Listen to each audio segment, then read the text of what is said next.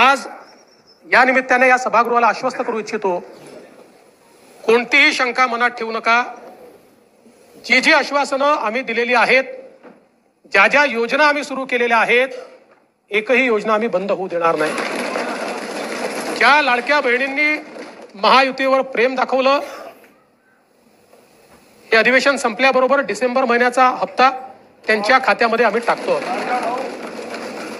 आणि काहीच बदल नाहीये। नाना, मी या ठिकाणी स्पष्ट करू इच्छितो, कुठलेही नवीन निकष नाहीत, आता तर सगळ्यांनाच टाकतो, पण ऍपरंटली असं लक्षात येत आहे की काहींनी 4-4 खाती उघडलेली आहेत।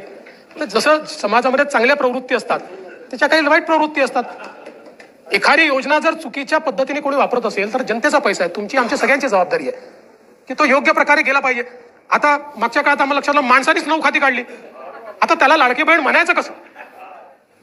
पण लाडका भाऊ म्हणू शकत नाही, कारण बहिणींच्या पैशावर डल्ला मारतो तो लाडका भाऊ कसा? त्यामुळे असे जे आहेत,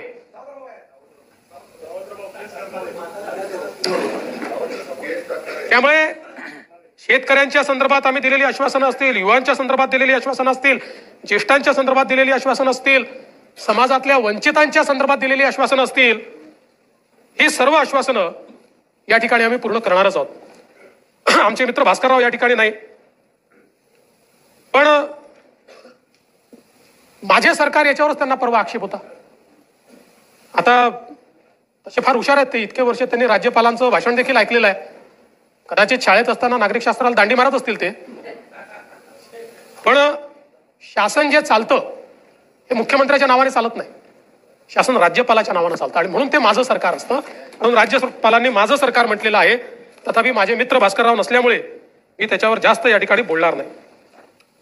खरं म्हणजे हे जे अभूतपूर्व अशा प्रकारचं मॅन्डेट आम्हाला मिळालं,